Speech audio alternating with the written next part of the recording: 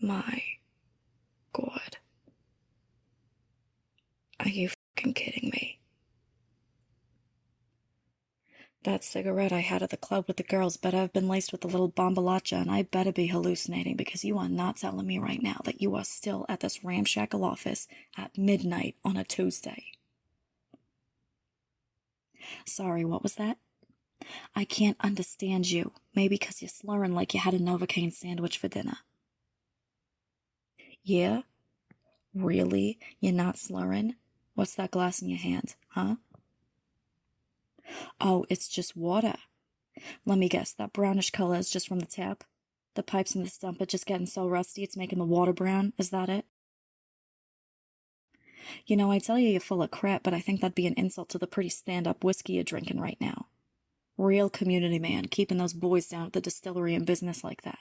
You know, if that distillery ever goes under, that's when I know you've bought the farm for real. Give me that glass. God, I can smell it coming off you.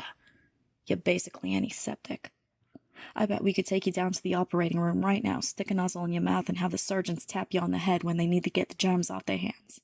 I'd have start calling you teapot the way you've been drinking. You may not be short or stout, but I'll bet my next paycheck that it'll be a tip me over and pour me out situation if you stand up right now. Sitting here in the dark. At least 10 on a lamp. Oh, don't worry, it's not for you, it's for me. Heaven forbid I walk in here all dolled up for a night out, only for my boss not to see how much time I spent on my face.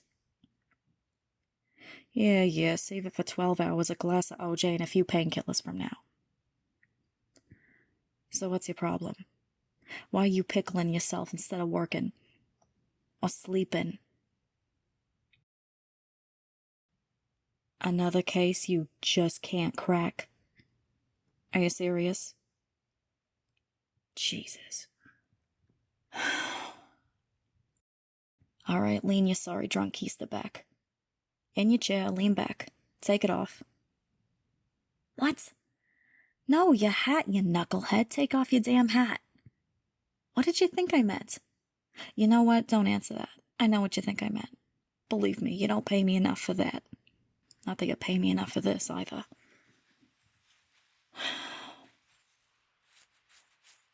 Geez, you put any more pomade in here, and I'm gonna need to drop you off at Madame Tussauds. So what's the matter with this case, huh? What's the problem? Uh-huh. Uh-huh. And you're having trouble with this one, why? Don't tell me it's another woman. You know I got a fistful of your hair and the grip of an Olympic masseuse. Don't sit there and tell me to my face it's a dame again.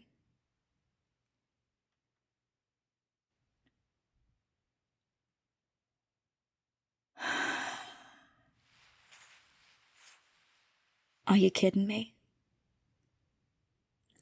Something different about her? Buddy, this is the third something different dame you've had this month. I'm thinking we gotta take you to an optometrist the way you can't seem to pick up clues unless they've got a pair of legs on them. She the one who hired you? Okay, so she's not even the one who hired you. Why are you giving her the time of day? She a suspect? She the pipe? She seen something she wasn't supposed to see? What are you doing? So you're telling me, let me get this straight. You're telling me that she's got nothing to do with this case, that her name hasn't been in anyone's mouth, and the guy who hired you doesn't even know her. Do I got that right? Shut it. Do I got that right? Oh, she's involved. Somehow she's involved. You feel it in your gut. The same gut you've been basting like a Thanksgiving bird. No. Enough of you talking. I can barely understand you anyway. It's my turn. You know what? Sometimes a coincidence is just a coincidence. Right. Cigar's a cigar. Occam's razor. Find a herring, paint it red. Whatever. Sometimes you can't crack a case because you're missing the forest for the trees. And not even the trees in the forest, neither. More like the trees in the Christmas tree lot 2 miles down the road. That's your problem. You're supposed to be hunting for a wolf, and instead you're thinking about how nice that Douglas fir would look all dressed up and stood against the wall of your living room. You want to know how to crack this case? You get some goddamn sleep. You lay off the booze. Try drinking some water. Maybe try eating a vegetable every once in a while. Stop chasing dames. 'Cause newsflash, buddy, we're all different. There's something different about all of us. Yeah, we're not churned out of a factory, shaka. And focus on your work. Maybe try some meditation. Learn the difference between intuition from your gut and, well, that other place. All right, come on, boss man. We're gonna get you to the cot. Up you go.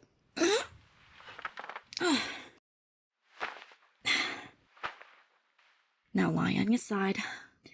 I'm not getting rooked out of my next paycheck because you drank too much and fell asleep belly up. Here, take a trash can. Put it by your head just in case. Take a glass of water.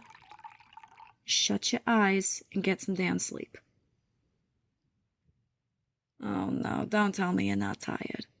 Don't tell me you can't fall asleep now. So what, you want me to read you a bedtime story? What am I, your mother? Tuck you in and tell you about some bears making porridge or some pigs who own property? Jesus. Tell you what, why don't I tell you about what I was talking about with the girls earlier? You always say that listening to me talk about that shit puts you to sleep.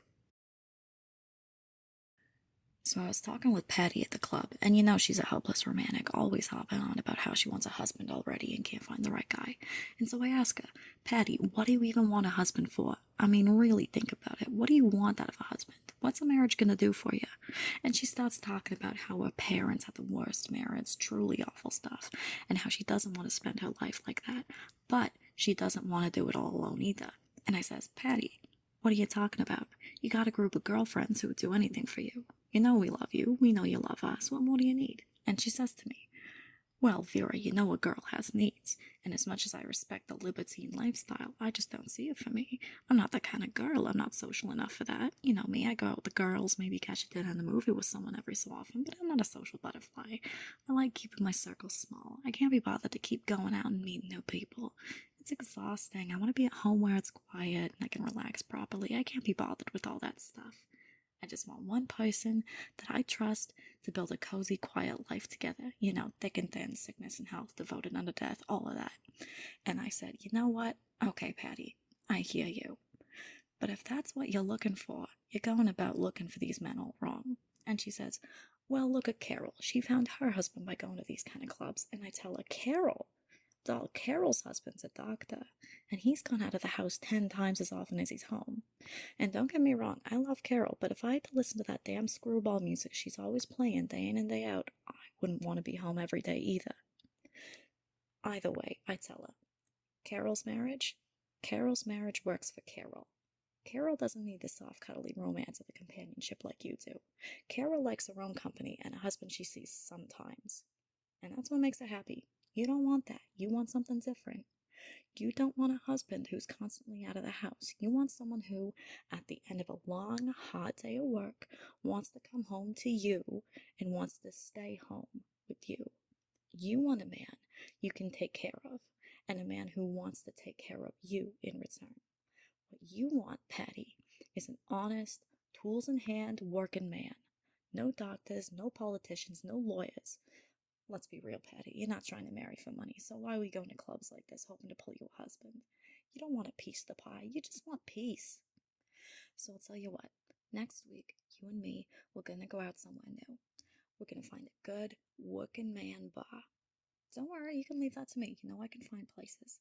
And we're going to get you all dolled up, enjoy a few drinks, and see if anyone catches your eye. I'll scare off any kooks who try to bother us, don't you worry.